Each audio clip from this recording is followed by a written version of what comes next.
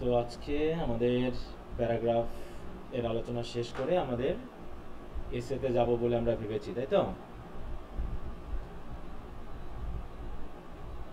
জি sir. আচ্ছা, আর এদিকে আমাদের introduction to sorry history of the emergence of independent Bangladesh, এটা 3টা চ্যাপ্টারে কিন্তু আমি পড়া দিয়ে দিয়েছিলাম। তো আমি আশা করি তোমরা পড়েছো। এখন আমি পরবর্তী যে 3টা পেপার রয়েছে একই সাথে যে কোনো একটা তোমাদের হয়ে থাকে, এখন যেহেতু কলেজ ভিত্তিক ভিন্ন ভিন্ন হতে পারে, তাই এই 3টা থেকে আমি প্রশ্ন দিয়ে দিব, যার যে কলেজে যেটা আছে সে সেটা শুধু করে নিবে, ঠিক আছে? তোমাদের কার কি আছে বলো তো? হুম। স্যার পলিটিক্যাল থিওরি আছে। আচ্ছা। স্যার আমারটাও পলিটিক্যাল থিওরি। আচ্ছা, অন্যান্য কেউ আছে? স্যার স্যার আমারটা আমার হচ্ছে সোশ্যাল ওয়ার্ক।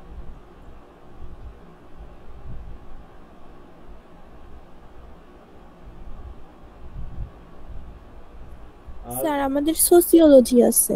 আচ্ছা, সমস্যা নেই। যার যেটা আছে আমি প্রশ্নগুলো দিয়ে দিব, যার যেটা দরকার সেখান থেকে পড়ে নেবা। গুগল ক্লাসরুমেই তোমরা তোমাদের কোশ্চেনগুলো পেয়ে যাবা। এখানে আমি আজকে দিয়ে দিব, অলরেডি তোমরা জানো যে কিভাবে দেওয়া আছে, তাই না? এই যে তাহলে history of the emergence of independent Bangladesh, এখানে তো মোটামুটি আমাদের 3টা চ্যাপ্টারের দেওয়া আছে, সেগুলো তোমরা পড়ে নিবা। তবে অবশ্যই যার যেটা আছে তারা আবার এটা, যার সোশ্যোলজি আছে সেটাতে, সোশ্যাল ওয়ার্ক থাকলে এটাতে, এভাবে তোমরা বাকিগুলো পেয়ে যাবে। আজকে আমি দিয়ে দিবা, তোমরা পড়ে নিবা। হুম।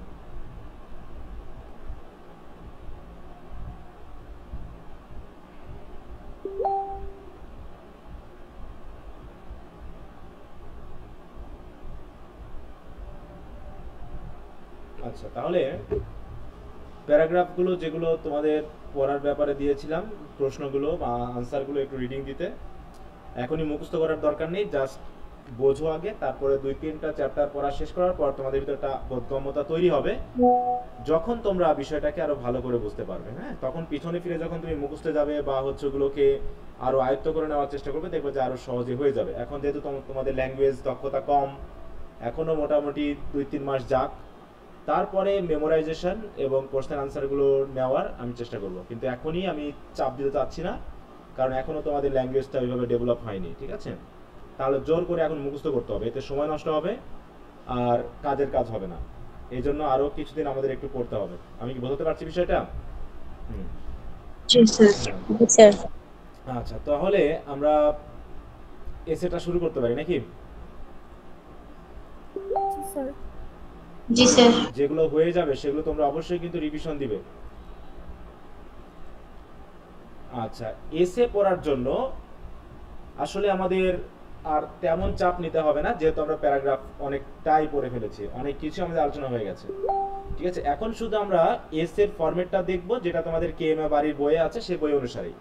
এর জন্য আলাদা করে আমাদের শীটের দরকার নাই, আলাদা করে শীটের দরকার নাই, আমাদের বই থেকে যা আছে ওখান থেকে শুধু আমি এখন একটু বুঝিয়ে দিব, দেখবো যে তোমরা জিনিসটা ক্লিয়ারলি বুঝে যাবে, ঠিক আছে?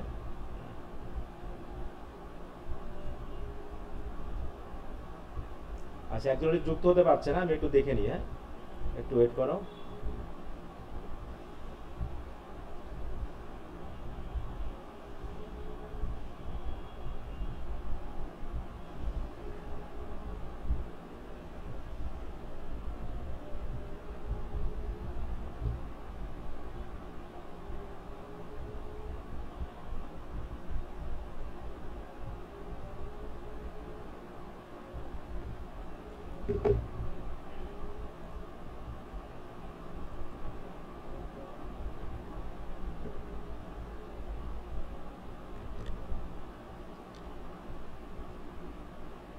দেখো, এখন আমরা দেখবো হচ্ছে তোমাদের বই অনুসারে, বই তো সবার কাছে আছে নাকি?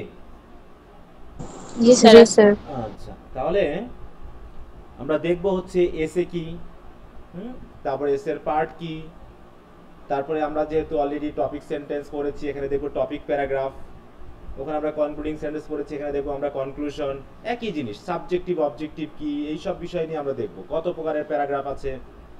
সরি, আমরা যেমন দেখেছি কত প্রকারের প্যারাগ্রাফ আছে, এখানেও ঠিক ওরকম আমাদের এস এর নাম আছে, হ্যাঁ। এখন এই বিষয়গুলোর সাথে একটু মিলিয়ে আমাদেরকে দিতে হবে। তো প্রথমে আমি তাহলে ব্রিফ কোশ্চেনগুলোর মাধ্যমে একটু বুঝিয়ে দিই। প্রথমে দেখো, বলা হচ্ছে তাহলে প্যারাগ্রাফ ছিল হচ্ছে সিরিজ অফ সেন্টেন্সেস, তাই না, কানেক্টেড সেন্টেন্সেস। আমাদের প্যারাগ্রাফের সংজ্ঞা কি ছিল, যে প্যারাগ্রাফ ইজ এখানে কি আছে আমি একটু কেটে দিয়ে গেল।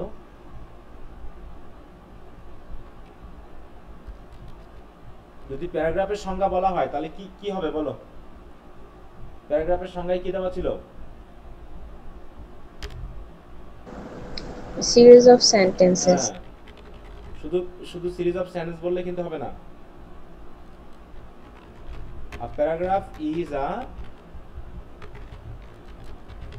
series of connected or related sentences, তাই তো, on a particular Topic. হ্যাঁ, এইটা হচ্ছে আমাদের ব্যাপার, যেখানে কোহেশন থাকবে, কোহেরেন্স থাকবে, ইত্যাদি থাকবে। তাহলে এটা হচ্ছে সিরিজ অফ সেন্টেন্সেস, তার মানে প্যারাগ্রাফ মানে একটাই প্যারা। তাহলে এসে যখন হবে তখন আমাদের কি কি হবে? এটা কি ছোট হবে নাকি লং হবে বলো? মোটামুটি কয়েকটা Long হবে। প্যারাগ্রাফ, Long হবে। কতগুলো প্যারাগ্রাফ থাকবে এর ভিতর, তাই না? মোটামুটি কতগুলো প্যারাগ্রাফ থাকবে? হ্যাঁ, এখন কতখানি চার, লং পাঁচ। হবে? এখন কতগুলো লং হবে, কত বড় লং হবে তা আমরা জানি না। সেটা 100 পেজ হতে পারে, 500 পেজ হতে পারে, এটা 2 পেজও হতে পারে, 4 পেজও হতে পারে, মিনিমাম 5টা প্যারাগ্রাফ থাকতে পারে, তারপর হাজারো প্যারাগ্রাফ থাকতে পারে। হ্যাঁ, যেমন একটা আমরা যদি একটা নভেল বলি বা একটা বড় ধরনের এসে বলি, সেখানে তো অনেক প্যারাগ্রাফ আছে। যেমন আমরা ফ্রান্সিস বেকন যখন পড়বো, ফার্স্ট ইয়ার অফ স্টাডিজ পড়বো, সেখানে দেখবে অনেকগুলো প্যারাগ্রাফ আছে, তাই না? তারপর শুটিং অ্যান্ড এলিফ্যান্ট পড়বো, সেখানে অনেকগুলো প্যারাগ্রাফ আছে। অর্থাৎ অনেকগুলো প্যারাগ্রাফ একত্রে যুক্ত হয়ে যখন একটা রাইটিং আমরা পাবো, এবং সেই রাইটিংটা মোটামুটি একটা নির্দিষ্ট বিষয় নিয়ে কথা বললেও তার বিভিন্ন অ্যাঙ্গেল নিয়ে কথা বলবে, তাই তো, তার বিভিন্ন দিক নিয়ে কথা বলবে, তখন আর একটা বিষয় নিয়ে কথা হবে না। আমরা জানি প্যারাগ্রাফের টপিক থাকে একটা, কিন্তু এসেতে একটা মেইন টপিক থাকলেও তার অধীনে অনেকগুলো সাব টপিক থাকে, এবং প্রত্যেকটা সাব টপিক এক একটা প্যারাগ্রাফ হয়ে যায়, কারণ এই সাব টপিকগুলোই হচ্ছে এক একটা প্যারাগ্রাফের টপিক। তাই বলেছে দেখো, an essay is a short piece of non fiction writing। কেন নন ফিকশন বলা হচ্ছে? নন ফিকশন আর ফিকশনের মধ্যে পার্থক্য কি জানা আছে বলো? তোমাদের যেহেতু ইন্ট্রোডাকশন টু প্রোজ আছে, fiction and non fiction, fiction and, এই দুটোর মধ্যে পার্থক্য জানা আছে? স্যার নন ফিকশন হচ্ছে যেটা মানে বানানো না, আর ফিকশনটা হচ্ছে কাল্পনিক, যেটা বানানো। হ্যাঁ, যেটা হচ্ছে রাইটার কি করবে, কোনো একটা কাহিনী সেটা একদম সরাসরি না তুলে ধরে কিছু চরিত্র ক্রিয়েট করার মাধ্যমে তুলে ধরবে, ঠিক আছে? এটা হচ্ছে আমাদের নন ফিকশন, সরি, এটা হচ্ছে ফিকশন। আর নন ফিকশন হচ্ছে কোনো একটা টপিক নিয়ে আলোচনা করা হবে, এবং যেখানে কোনো কাল্পনিক গল্প কাহিনী থাকবে না, রাদার ওই বিষয়টার উপর বাস্তবধর্মী এবং রিয়েলিস্টিক আলোচনা থাকবে। এমনকি যদি কোনো বাস্তবিক গল্পও হয়ে থাকে, সেটাকেও আমরা নন ফিকশন বলবো, কারণ ওখানে রাইটার নতুন কিছুই তৈরি করেননি, তিনি যেমনটা দেখছেন বা যেমনটা বুঝেছেন তিনি তেমনটা তুলে ধরেছেন। এখানে কোনো ইমাজিনারি বা ফিকটিশাস কোনো ব্যাপার থাকে না, সেটা হচ্ছে নন ফিকশন। যেমন পপুলেশন প্রবলেম নিয়ে আমি যদি কোনো কিছু লিখতে যাই, এটা কি ফিকশন হবে নাকি নন ফিকশন হবে বলো? Non-fiction. Not fiction. কারণ আমাকে non-fiction। প্রবলেম কিছু লিখতে হলে সেটা বাস্তবের উপর ভিত্তি করে আমাকে কিছু আইডিয়া দিয়ে আলোচনা করতে হবে, তাই না? তো এই জন্য আমাদেরকে বিষয়টা বুঝতে হবে। স্যার, হ্যাঁ বলো। নন ফিকশনটা কি বাস্তবিক হয় আর ফিকশনটা কাল্পনিক হয়? কাল্পনিক, হ্যাঁ, এটা এটা একটু খেয়াল করবা। হ্যাঁ, এটাই, সেটা আমরা ওই যে বললাম প্রোজ পড়লে আরো ক্লিয়ার হয়ে যাবে। মানে তোমরা মোটামুটি যখন একটা চক্র শেষ করে ফেলবা তখন অনেক কিছু ক্লিয়ার হয়ে যাবে। এই জন্য এখন আমি অনেক কিছুই তোমাদের মুখস্থ করতে বলছি না, জাস্ট পড়তে বলছি। পড়তে পড়তে একসময় আইডিয়া হয়ে যাবে, যাবে 5-7 মাস পরে, তারপর থেকে তোমাদের আইডিয়াটা আরো ক্লিয়ার ভাবে হয়ে যাবে, তারপর তুমি প্রেশার নিতে পারবে, এখন না। ওকে, তাই বলছি কি, দেখো এখানে হচ্ছে নন ফিকশন রাইটিং, এসে গুলো প্রধানত নন ফিকশন রাইটিং হয়, ঠিক আছে? এবং যেখানে কি থাকে, describe or clarifies or argues or analyze a subject, it is a complete piece of writing. এখানে একটা বিষয় নিয়ে কমপ্লিটলি আলোচনা করা হয়, that make sense to the reader in itself, যেটা পড়লে পারে একজন রিডার কমপ্লিট একটা ধারণা পাবে। যেখানে কোনো মানে ইনকমপ্লিট ধারণা থাকে না। যেমন প্যারাগ্রাফে একটা নির্দিষ্ট টপিক সম্পর্কে ছোট করে আলোচনা করা থাকে, কিন্তু এসেতে একটা বিষয় সম্পর্কে কমপ্লিট ধারণা দেওয়া থাকে। এইটা হলো ব্যাপার। এখন আমরা জানি প্যারাগ্রাফের কয়টা পার্ট ছিল বলতো? তিনটা। তিনটা পার্ট ছিল, topic sentence, body and concluding sentence. এসেতেও ঠিক আমাদের এরকম তিনটা পার্ট থাকবে। প্রথমটা হলো কি ইন্ট্রোডাক্টরি প্যারাগ্রাফ বা ইন্ট্রোডাকশন, বডি প্যারাগ্রাফস যেখানে একের অধিক প্যারাগ্রাফ থাকবে, এই জন্য লেখা হয়েছে প্যারাগ্রাফস কিন্তু। আর ইন্ট্রোডাকশনে কি লেখা হয়েছে? ইন্ট্রোডাক্টরি প্যারাগ্রাফ, কারণ ইন্ট্রোডাকশনে প্যারাগ্রাফ একটাই হয়। ঠিক একইভাবে কনক্লুডিং প্যারাগ্রাফ কয়টা হয়? একটাই হয়। কিন্তু বডি প্যারাগ্রাফস দুই বা ততোধিক হতে পারে। ঠিক আছে তো? তাহলে টপিক প্যারাগ্রাফ কি সেটা তো আমরা জানি। টপিক প্যারাগ্রাফের কাজ কি এটা আমি পড়াচ্ছি না, জাস্ট আমি চেষ্টা করব এক বা দুই ক্লাসে কিন্তু এসেটাকে কমপ্লিট করতে, কারণ তোমরা এখন নিজেরা পড়লে বুঝতে পারবে, যেটা নিজেরা পড়লে বুঝতে পারবে সেটা আমি পড়ে সময় নষ্ট করব না। ঠিক আছে? একইভাবে কনক্লুশনের কাজ কি সেটা তোমরা জানো, যে পুরো একটা এসেতে হয়তো লাস্ট প্যারাগ্রাফে এসে আমরা করি কি পুরো বিষয়টাকে সামারাইজ করি। যেমন আমরা প্যারাগ্রাফে একটা সেন্টেন্সে কি করি, কনক্লুডিং সেন্টেন্সে পুরো প্যারাগ্রাফ সম্পর্কে একটা সামারাইজেশন দিই। একইভাবে এসেতেও কনক্লুশনে আমরা করব কি ওই পুরো এসে সম্পর্কে একটা সামারাইজেশন দেব এবং রিস্টেট করব, পুনরায় বলবো যে আমার মেইন আইডিয়াগুলো কি কি। এটা হচ্ছে আমাদের কনক্লুশন। এখন কনক্লুশনের ভিতরে যদি কখনো অপিনিয়ন চাই নিজস্ব, যদি প্রেডিকশন চাই বা সলিউশন টু প্রবলেম চাই, সেগুলো আমরা অনেক সময় কনক্লুশনের মধ্যে অ্যাড করতে পারি যদি আমরা আলাদা করে এদের কোনো প্যারাগ্রাফ না দিই। তাহলে কনক্লুশনের কাজ কি? একই কথা। এখন সাবজেক্টিভ এবং অবজেক্টিভ এটা নিয়ে আমরা পড়েছি না, যে সাবজেক্টিভ কি আর অবজেক্টিভ কি। সাবজেক্টিভ বলতে কি বোঝায় আর অবজেক্টিভ বলতে কি বোঝায়? সাবজেক্টিভ হচ্ছে কি যেখানে একজন রাইটার পার্সোনাল এক্সপেরিয়েন্স বা অপিনিয়ন দিবে। যেমন আমি যদি বলি আ বুক ফেয়ার, আর একটা হলো a book fair I have visited, কোনটা সাবজেক্টিভ আর কোনটা অবজেক্টিভ বলো তো?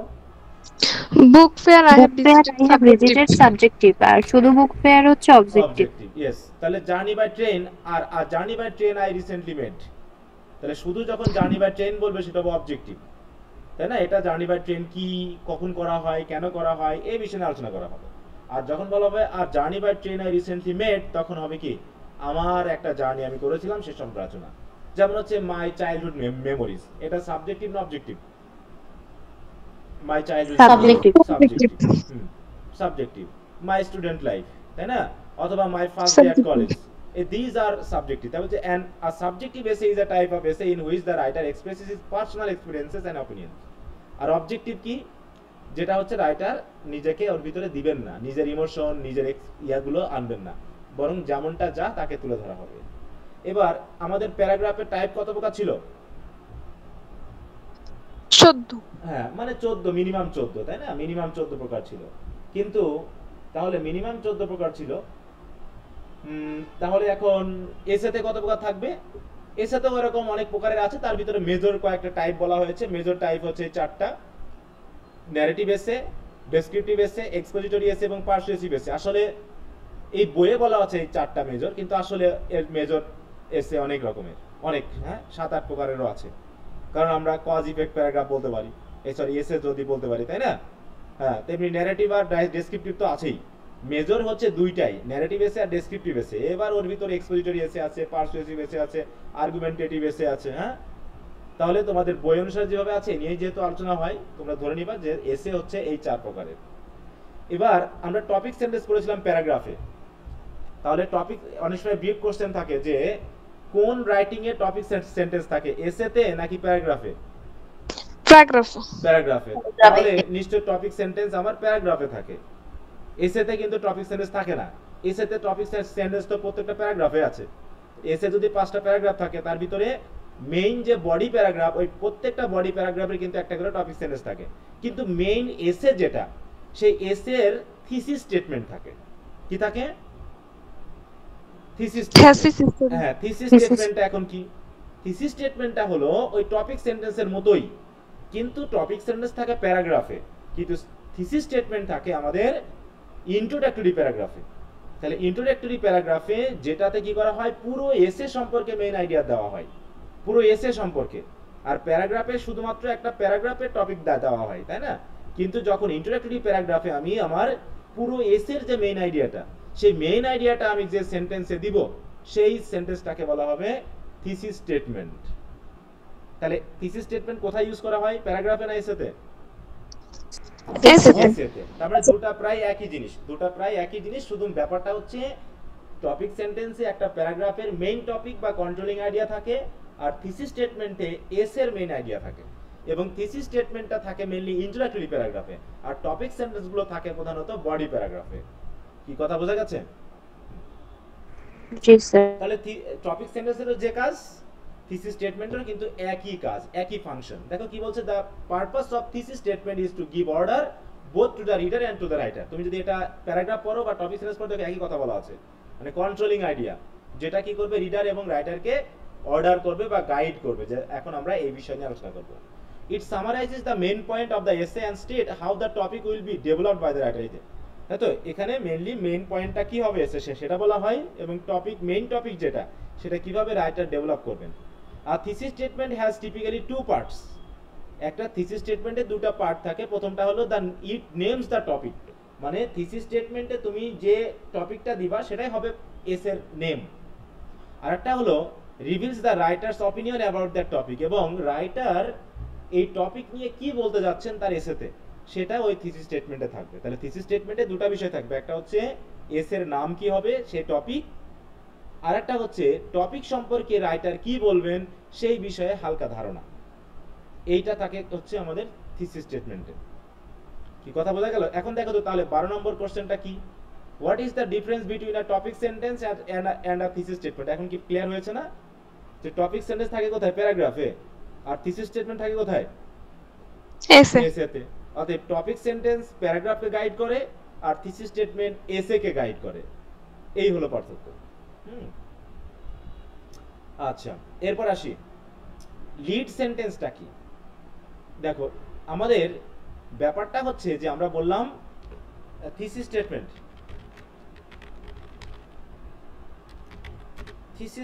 আর একটা হচ্ছে লিড সেন্টেন্স।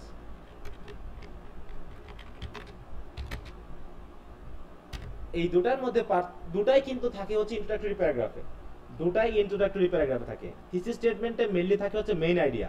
এখন থিসিস স্টেটমেন্ট সেন্টেন্সের মানে ইন্ট্রোডাক্টরি প্যারাগ্রাফের যে কোনো জায়গায় থাকতে পারে, তবে এটা মেইনলি ধরা হয়ে থাকে যেটা মেইনলি শেষে থাকে, ইন্ট্রোডাক্টরি প্যারাগ্রাফে শেষে থাকে। আর ইন্ট্রোডাক্টরি প্যারাগ্রাফটা শুরু হয় যে সেন্টেন্স দিয়ে, প্রথম যে সেন্টেন্সটা আমাকে শুরু করালো, মানে আমাকে স্টার্ট করালো আমার এসেটা, সেই ফার্স্ট সেন্টেন্সটাকে বলা হয়ে থাকে লিড সেন্টেন্স। এই লিড সেন্টেন্সে কিন্তু মেইন আইডিয়া থাকে না, লিড সেন্টেন্সটা জাস্ট এসেটাকে শুরু করতে ব্যবহার করা হয়। কি কথাটা কি বোঝা গেল? লিড এবং থিসিস স্টেটমেন্টের মধ্যে পার্থক্য কি? জি স্যার। হ্যাঁ, মানে মেইন হলো থিসিস স্টেটমেন্টে আমাদের মেইন আইডিয়াটা থাকে, আর লিড প্রধানত ফার্স্ট সেন্টেন্স হয়, যেটা মোটামুটি রিডার্সকে শুরু করায়, যে আমরা এটা দিয়ে শুরু করলাম, লিড করলাম আমি রিডারকে নিয়ে, আমি এখন কোন দিকে যাই দেখো। তারপর the beginning of an essay is called a lead. A lead sentence is the very first sentence of an essay. It sets the theme of the essay and grabs the reader মানে attention. তাই তো? তাহলে থিমটা অনেকটা বলে দেয় এবং রিডারের আকর্ষণ করায়। হ্যাঁ, আমরা অনেক সময় লিড সেন্টেন্স অনেক সময় কি দিই জানো, বাংলায় এর আগে লিখছো না রচনা, যে অনেক সময় তোমরা করো কি কবিতার লাইন দিয়ে শুরু করো, এরকম হয় না অনেক সময়, কবিতার লাইন বা আকর্ষণীয় কোনো সেন্টেন্স দিয়ে, যে সেন্টেন্সটা দিয়ে আমি রিডারের মনোযোগটাকে ইনস্ট্যান্টলি ড্র করতে পারবো। হ্যাঁ, এইটা। আচ্ছা, এরপর আসি হচ্ছে মডুলেটর বা কনটেক্সট মডুলেটর। আমরা পড়েছিলাম না মডুলেটর বা কনটেক্সট মডুলেটর কি, পড়েছিলাম? জি। কনটেক্সট মডুলেটর কোন প্যারাগ্রাফ ইউজ করা হয়, যেখানে সিঙ্গেল বিষয় নিয়ে আলোচনা করা হয়, নাকি একাধিক বিষয় নিয়ে আলোচনা মিনিমাম করা দুইটা?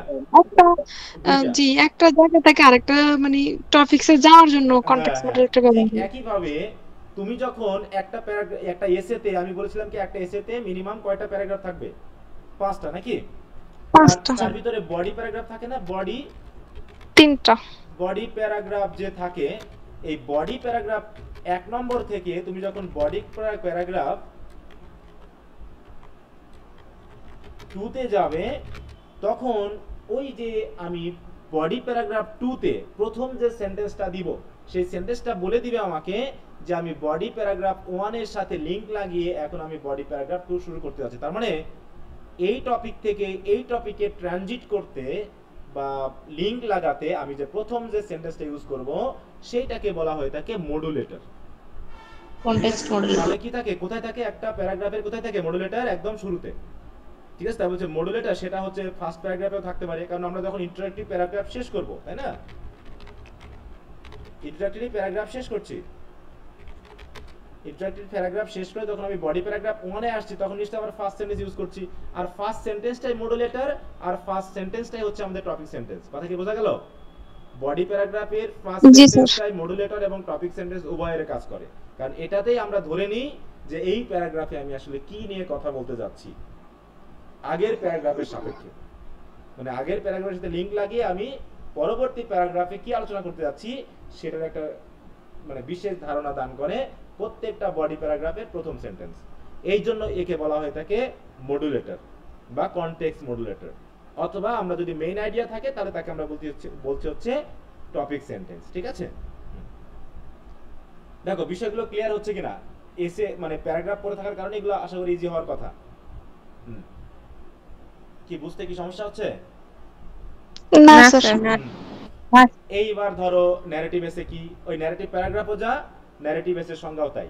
ডেসক্রিপটিভ প্যারাগ্রাফের সংজ্ঞা যা, ডেসক্রিপটিভ এসের সংজ্ঞাও তাই।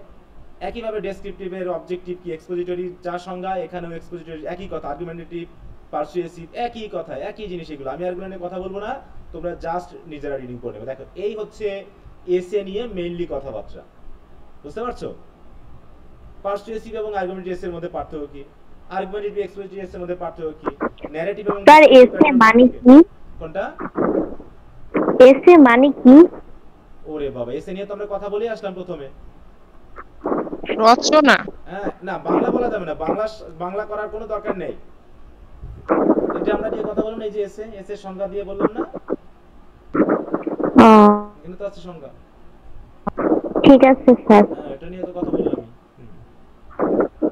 আচ্ছা, তাহলে এইখানে আরো দেওয়া আছে এস এর শর্ট কোশ্চেন, এসে কি, থিসিস স্টেটমেন্ট কি, থিসিস স্টেটমেন্ট এবং টপিক সেন্টেন্সের মধ্যে পার্থক্য কি। দেখো সিমিলারিটি বিটুইন টপিক সেন্টেন্স আর থিসিস স্টেটমেন্টের মধ্যে পার্থক্য কি, তাই তো? বা হচ্ছে সিমিলারিটি তো অবশ্যই আছে, কারণ এই দুটোর কাজ এক। বেসিক পার্টগুলো কি একটা এসের? Introduction, body and conclusion. ঠিক আছে, ইন্ট্রোডাকশন অফ এসে, ইন্ট্রোডাক্টরি এসের কাজ কি, তারপরে ফাংশন অফ ইন্ট্রোডাক্টরি প্যারাগ্রাফ কি কি কাজ করে, কনক্লুশনের কাজ কি, বেসিক ফিচার অফ অ্যান এসে, এইটা আমরা একটু দেখি। হ্যাঁ, বেসিক ফিচার অফ অ্যান এসে, ফিচার কি, একটা এসেতে মেইনলি আমরা কি করাই বা কি কি বৈশিষ্ট্য থাকলে আমরা একটা আইডিয়াল এসে বলবো। যেমন আমরা বলেছিলাম হচ্ছে একটা গুড প্যারাগ্রাফ কি, গুড প্যারাগ্রাফের কিছু কিছু বৈশিষ্ট্য মনে আছে? গুড জি। ইউনিটি থাকবে, তাই না? কোহেশন থাকবে, কোহেরেন্স থাকবে, অ্যাপ্রোপ্রিয়েট লেন্থ, তাই তো? লেন্থ গ্রামাটিক্যাল পয়েন্ট প্রপার থাকবে। হ্যাঁ, তাহলে ওইগুলোই। এখানে একটু ব্যাপার রয়েছে, এখানেও একই ব্যাপার রয়েছে, কিন্তু একটু নামগুলো একটু ভিন্ন হবে। তারপর হচ্ছে স্ট্রাকচার। স্ট্রাকচার মানে ইউনিটি, ইউনিটি মানে হচ্ছে তার একটা কি থাকবে, ইন্ট্রোডাক্টরি প্যারাগ্রাফ, বডি এবং কনক্লুডিং প্যারাগ্রাফের মধ্যে একটা কানেকশন থাকবে। কারণ কি এসে হলো কি, an essay consist of introductory, body and concluding paragraph. Introductory paragraph is the topic paragraph. It tries to attract the reader attention, provides background information and ends with a thesis statement. দেখো তাহলে thesis statement introductory paragraph এর কোথায় থাকে? শুরুতে না শেষে? শেষে। শেষে। শেষে। বলছে ends with a thesis statement, তাই না? আর শুরুতে কি থাকে? introductory paragraph এর শুরুর সেন্টেন্সটাকে কি বলা হয়? Lead sentence. Lead sentence. Okay. Each of the body paragraphs contain a topic sentence, তাই না? আবার বডি প্যারাগ্রাফে কি থাকে? একটা করে টপিক সেন্টেন্স থাকে, সাথে সাথে সাপোর্টিং সেন্টেন্স থাকে, যেটা আমরা জানি যেটাকে বডি বলা হয়। The concluding paragraph restates the thesis in brief and concise format and gives a sense of closure. তাহলে এইটা হচ্ছে স্ট্রাকচার। তাহলে একটা এসের স্ট্রাকচার হলো সেখানে ইন্ট্রোডাক্টরি প্যারাগ্রাফ থাকবে, দুই তিনটা বডি প্যারাগ্রাফ থাকবে এবং একটা কনক্লুডিং প্যারাগ্রাফ থাকবে। এটা হচ্ছে স্ট্রাকচার। কন্টেন্ট কি থাকবে? কন্টেন্ট একটা স্পেসিফিক ডিটেইল থাকবে, তাই না? তাই বলছে কি, the content of an essay is the writer's message. An essay is developed by use of specific details to support the writer's explanation. মানে একটা টপিক থাকবে। তাহলে মেকানিক্স কি? মেকানিক্স বলতে আমরা বুঝি হচ্ছে গ্রামাটিক্যাল আইটেম। দেখো mechanics refer to the use of language. A good essay is well written with proper punctuation, word usage, spelling, grammar, this are called mechanics in an essay. Logically related, ওই যে তথ্যগুলো সেগুলো related হতে হবে। তাহলে all the paragraphs should be logically related by the use of transition words and phrases so that reader can smoothly move from one idea to another within a paragraph and from one paragraph to another. তার মানে প্যারাগ্রাফের মধ্যে যেমন আইডিয়াগুলো clear হতে হবে, তেমনি এক paragraph থেকে আরেক প্যারাগ্রাফে যাতে আমি সুন্দরভাবে স্মুথলি ট্রানজিশন করতে পারি, তার জন্য আমার কনটেক্সট মডুলেটর, ট্রানজিশন ওয়ার্ড বা লিঙ্কার্স বা ফ্রেজ এগুলো আমাকে ঠিকমতো ব্যবহার করতে হবে। Presentation, the main points in an essay can be discussed in such a way that answers the question in reader's mind. মানে প্রেজেন্টেশনটা ঠিক হতে হবে, লজিক্যাল হতে হবে, ক্রনোলজিক্যাল থাকলে ক্রনোলজি হতে হবে, তাই না? তারপরে too much repetition or unnecessary information should not be included in the discussion. মানে অতিরিক্ত রিপিটেশন যেন না হয়, অতিরিক্ত তথ্য দিয়ে লাভ নাই। তোমার পয়েন্টটাকে বোঝানোর জন্য যে কয়টা তথ্য দিলে যথেষ্ট, সেই কয়টা তথ্য দিতে হবে, বেশি তথ্য দিয়ে কথা বলা যাবে না। এই হলো আমাদের ফিচার, আর এই ফিচারগুলো এখানেই থাকবে গুড এসের বৈশিষ্ট্য হিসেবে। তাহলে তোমরা নিশ্চয়ই এটা বুঝতে পারবা। ফরম্যাটটা নিয়ে আমি পরে কথা বলছি। দেখো, what is an outline of an এসে?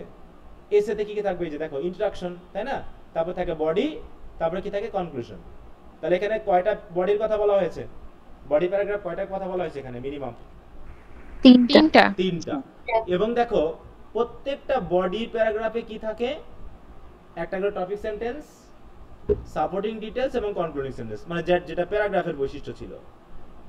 কনক্লুশনে একই কথা থাকবে, এটা যেহেতু কোনো বডি প্যারাগ্রাফ না, এটা জাস্ট রিস্টেটমেন্ট, অতএব পুরো প্যারাগ্রাফ বা পুরো এসে সম্পর্কে একটা হালকা ধারণা হবে। কিন্তু ইন্ট্রোডাকশনে দেখো, ইন্ট্রোডাকশনে কি থাকে?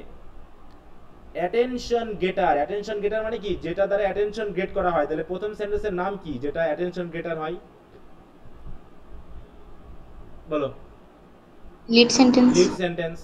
তারপরে ব্যাকগ্রাউন্ড ইনফরমেশন আর তো থিসিস স্টেটমেন্ট। এই হচ্ছে ইন্ট্রোডাক্টরি প্যারাগ্রাফের তিনটা বিশেষ পার্ট। হ্যাঁ, তাহলে এটা হচ্ছে আমাদের আউটলাইন। প্রথমে কি লিখতে হয়? একটা টাইটেল লিখতে হয় এসে, যেমন পপুলেশন প্রবলেম বা এমপ্লয়মেন্ট প্রবলেম ইত্যাদি। তুমি টাইটেল লিখলা, টাইটেল লেখার পর ইন্ট্রোডাকশন এই বিষয় থাকবে, বডি প্যারাগ্রাফের এরকম স্ট্রাকচার থাকবে, আর এটা হচ্ছে এইটা। তাহলে এখানে কি থাকবে? First supporting idea, second supporting idea এবং থার্ড সাপোর্টিং আইডিয়া। হ্যাঁ, এই হচ্ছে বিষয়।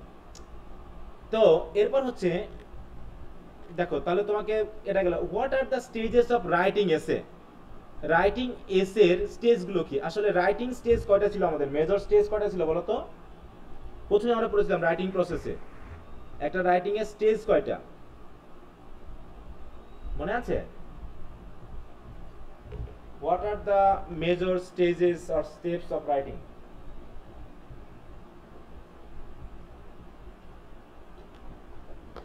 বলে গেছো সবাই? 5 স্টেপ। কি কি বলো তো? মনে নাই? হাই রে, তোমরা করতেছো না। প্রথমে কি থাকে? Pre writing stage. হ্যাঁ, প্রি রাইটিং, তারপরে রিভিশন, এডিটিং, ড্রাফটিং আর পাবলিশিং। আগে ড্রাফট, তাই না? আগে ড্রাফট না করে আমি রিভিশন করতে পারবো না, তাই না? প্রি রাইটিং এ আইডিয়া সংগ্রহ করলাম, ড্রাফটে আমি আইডিয়াগুলো লিখিত রূপ দিলাম, তারপরে আমি করছি রিভিশন, তারপর এডিটিং, তারপর প্রুফ রিডিং, তারপর হচ্ছে পাবলিশিং। এই তো। হ্যাঁ, তো এখানেও ঠিক একই ঘটনা থাকবে। একটা এসে লিখতে গেলে আমাকে প্রি রাইটিং স্টেজ আছে না, যে আমাকে প্রথমে কি করতে হবে? প্ল্যান করতে হবে। যেটা হচ্ছে প্রি রাইটিং স্টেজে হচ্ছে প্ল্যানিং এন্ড শেপিং, মানে তুমি কোন স্ট্রাকচারে লিখবা আর কি লিখবা, এটা হচ্ছে আমাদের ফার্স্ট স্টেপ। তারপর হচ্ছে ড্রাফটিং, তাই তো? এবার ড্রাফটিং এর পর হচ্ছে কি, এটা একটু বেশি করেছে আর কি। একই কথা, রাইটিং আপ, রিভিশন, এডিটিং, এই কথা বারবার বলা হয়েছে, এত দরকার নেই। এখানে তোমরা বলবা হচ্ছে প্রি রাইটিং স্টেজ, যেখানে আমরা প্ল্যানিং এবং স্ট্রাকচার নিয়ে আলোচনা করি। তারপর হচ্ছে ড্রাফটিং, যেখানে আমরা কালেক্টেড ইনফরমেশনগুলো একটা লিখিত রূপ দিই। তারপর হচ্ছে রিভিশন হচ্ছে কি, আমরা কুইকলি চেক করি, তাই তো, যাতে কোনো ভুল আছে কিনা। তারপর এডিটিং, গ্রামাটিক্যাল বা অন্যান্য যে সকল ভুল থাকবে সেগুলোকে এডিট করা বা পুনরায় লেখা। আর প্রুফ রিড হচ্ছে লাস্ট বারের মতো read every word to make sure you have not missed any errors.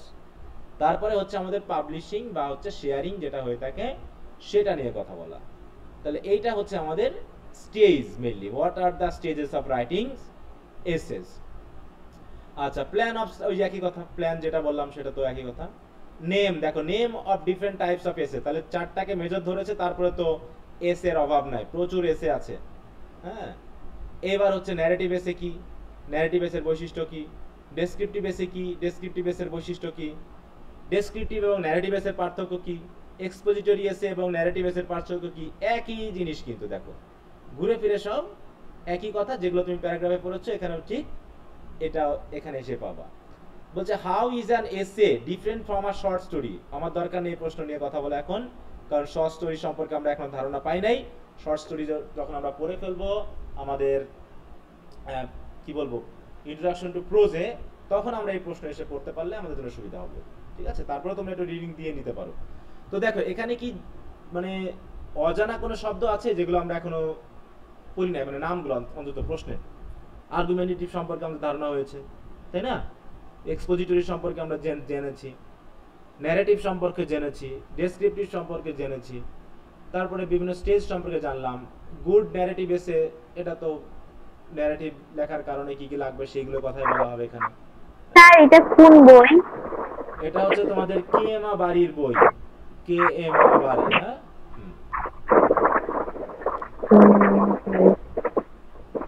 এটা আমি পিডিএফটা দিয়ে দিব, যাদের বইটা আপাতত নাই তারা তোমরা এখান থেকে একটু পড়ে নিবা। আচ্ছা, তো দেখো এখানে জাস্ট প্যারাগ্রাফটা আমাদের ভালো মতো পড়া থাকার কারণে এবং ইন্ট্রোডাকশন টু রাইটিং প্রসেস সম্পর্কে আমাদের ধারণা থাকার কারণে আমাদের এসেটা কিন্তু এই বিষয়টা সম্পর্কে আলোচনাটা হয়ে গেল। হ্যাঁ, এখন এখান থেকে আমার কাছে আরেকটা বইয়ের আমি তোমাদের দেখো, এটা দুইটা বই দেখে যদি তুমি পড়ো দেখো যে একই কথা বলা আছে, একই জিনিস নিয়ে আলোচনা করা আছে, একই বিষয় নিয়ে কথা বলা আছে। ক্যারেক্টারিস্টিক্স অফ আ গুড এসে, আউটলাইন, দেখো আউটলাইন একই জিনিস, বই আলাদা আমাদের কিন্তু সবকিছু এক। হ্যাঁ, কপি পেস্ট, শুধু আমাদের কপি পেস্ট।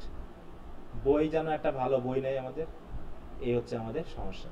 তা তোমরা এই দুটো বই থেকেই একটু এই ব্রিফ এবং শর্ট কোশ্চেনগুলো রিভাইজ রিডিং দিয়ে নিবা। হ্যাঁ, পুরোটা রিডিং দিয়ে নিবা, তাহলে মোটামুটি হয়ে যাবে। এখানে আমাদের আরো দুইটা বিষয় নিয়ে একটু কথা বলার আছে, আমি সেই দুটো বিষয় নিয়ে কথা বলে আজকে শেষ করব।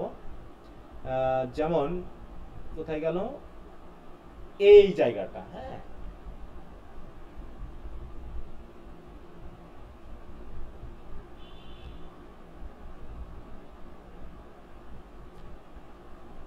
এখানে হচ্ছে আসলে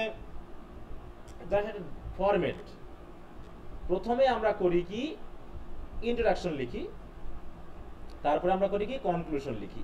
এই জায়গাটাতে যে একটা ফরম্যাটের কথা বলা হচ্ছে সেটা আমাদের একটু খেয়াল করতে হচ্ছে। মানে তুমি তো বডি প্যারাগ্রাফে তো লিখবাই তোমার number of body paragraph depend on required length or detail. তাহলে বডি প্যারাগ্রাফে কয়টা মানে প্যারাগ্রাফ থাকবে সেটা আমরা জানি না, সেটা প্রয়োজন অনুসারে অনেক বেশি হতে পারে, কম বেশি হতে পারে। কিন্তু আমার এখানে জানার বিষয় হচ্ছে ইন্ট্রোডাকশন এবং কনক্লুশনটা কি।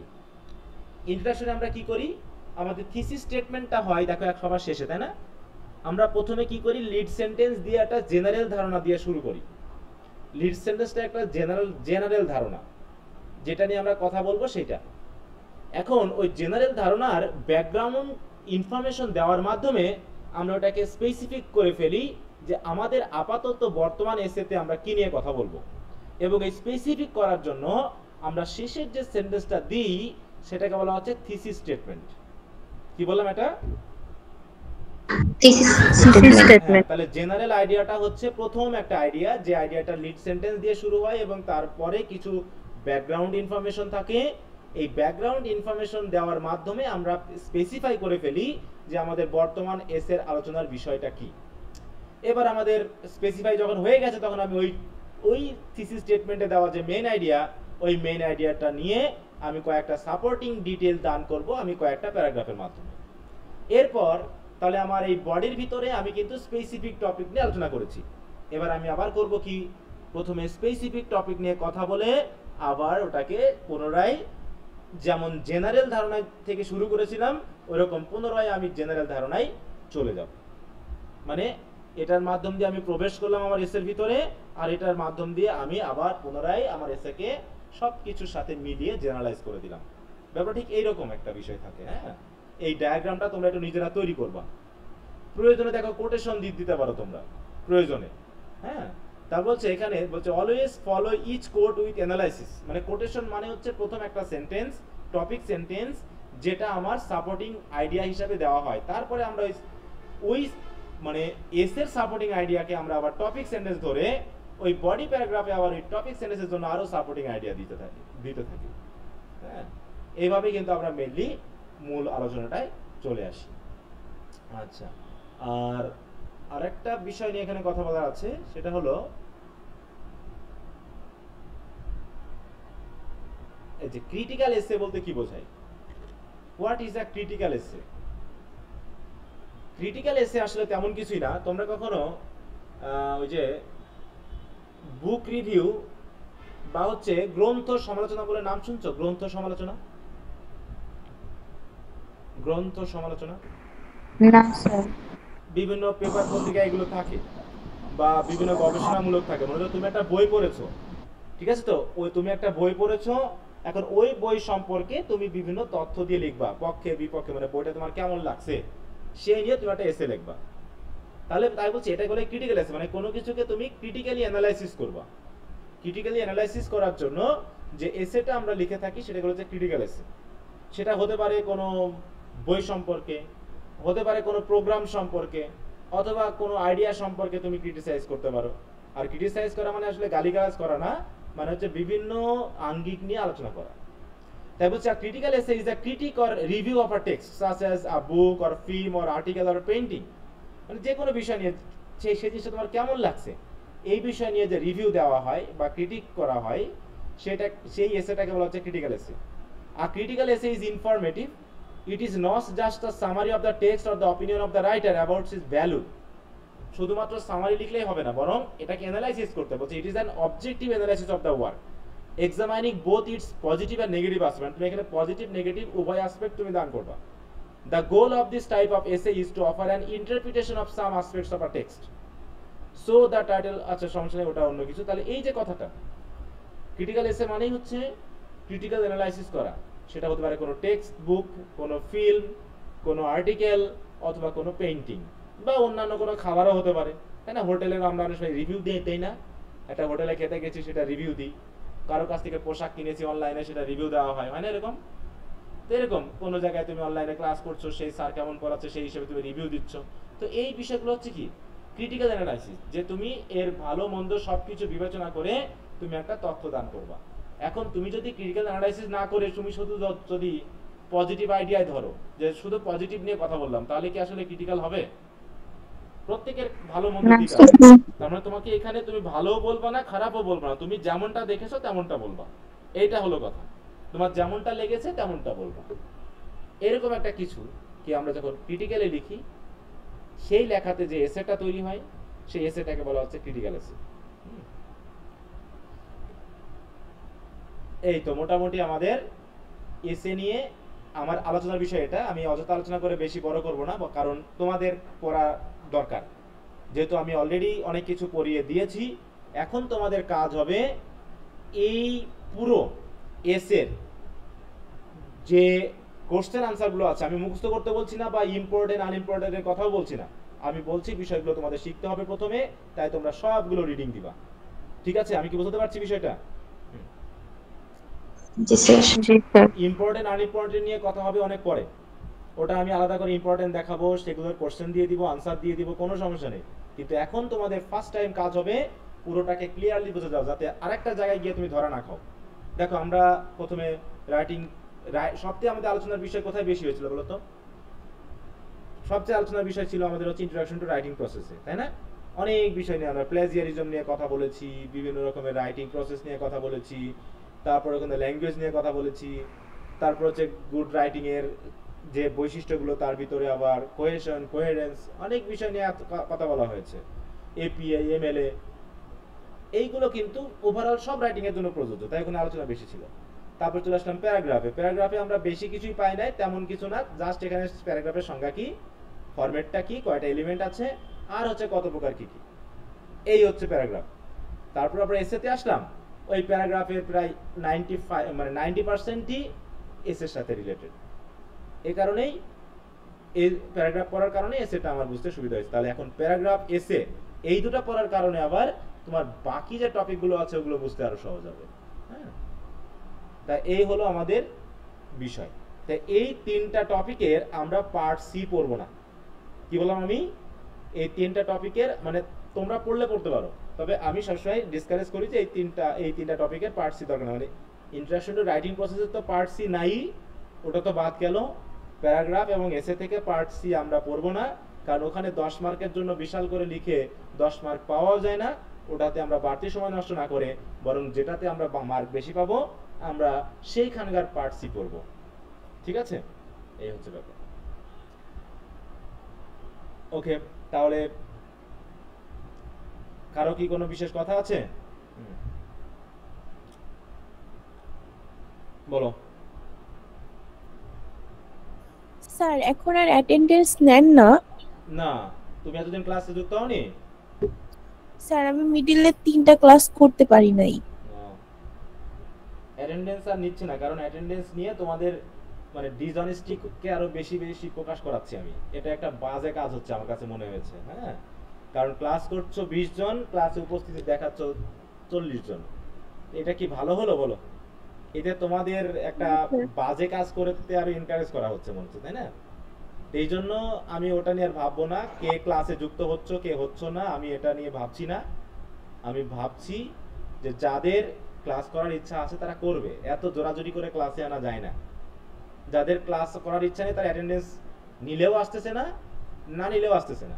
আর যাদের ইচ্ছা আছে তারা অ্যাটেন্ডেন্স নিলেও আসবে, না নিলেও আসবে। শুধু আমার মাথা একটু গরম হয়ে যায় আর কার উপস্থিতি দেখে আমার খুব মাথা গরম হয়ে যায়। আর তোমাদের এই 2 নম্বরই দেখলে আরো মাথা গরম হয়ে যায়। যখন আমি অ্যাটেন্ডেন্স দেখতে যাই তখন থেকে এতগুলো স্টুডেন্ট তো ক্লাস করেনি, এতগুলো কিভাবে অ্যাটেন্ডেন্স দিল? হ্যাঁ, তাহলে ওইখানে যে আমার বাড়তি 2-3 মিনিট নষ্ট হয়, ওই সময়টা শুধু অযথা নষ্ট। জি স্যার। হ্যাঁ, ওই জন্য আমি অ্যাটেন্ডেন্স নিচ্ছি না। আমি শুধুমাত্র গ্রুপে রাখবো তোমাদের 2টা কাজ দেখে। একটা হচ্ছে আমি যে 1 মাসে যে কাজগুলো দিব সেই কাজগুলো তোমরা করছো কিনা। মনে করো হঠাৎ করে তোমাদের আমি একটা কাজ দিলাম, সেই কাজটা তুমি এই মাসে করেছো কিনা। এখন তোমাদের আমি দিচ্ছি না খুব একটা বেশি, কিন্তু তোমাদের একটা কাজ থাকে যেটা রেগুলারলি দিতে বলি, খুব কম জনই করো। সেটা হচ্ছে word formation, group verb writing এবং অ্যাপ্রোপ্রিয়েট প্রিপোজিশন। কয়েকজন মাত্র করতেছো, বাকিরা করতেছো না। জোর করে কি আর কোনো কিছু করা যায় বলো?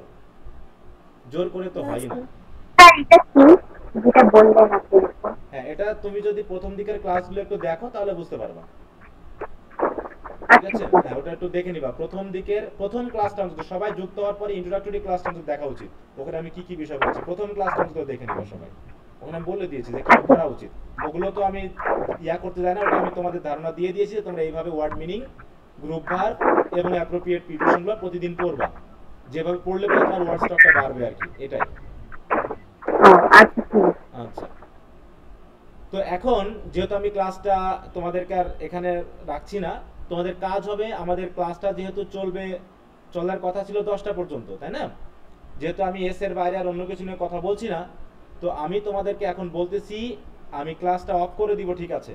কিন্তু সবাই টেবিল বা চেয়ার থেকে উঠবা না, না উঠে ঠিক 10টা পর্যন্ত তোমাদের কাজ হবে এই প্রত্যেকটা কোশ্চেনের আনসার রিডিং দিয়ে যাওয়া। কারণ আমি সবগুলো পড়াই নাই, যাতে তোমরা পরবর্তী ক্লাসে, মানে এখন তো 10টা পর্যন্ত পড়বাই তোমরা, পরবর্তী আগামী ক্লাস পর্যন্ত পুরো পার্ট এ এবং পার্ট বি এর কোশ্চেন আনসারগুলো রিডিং দিবা। এই হলো তোমাদের আপাতত আগামী ক্লাস পর্যন্ত কাজ। তবে আজকের ক্লাসে 10টা পর্যন্ত তোমরা এগুলো এখন থেকে রিডিং দাও। তারপরে যেটুকু বুঝবা না সেটুকু দাগায় রাখবা, আমি আগামী ক্লাসে আলোচনা করে এসেটা শেষ করব। ঠিক আছে?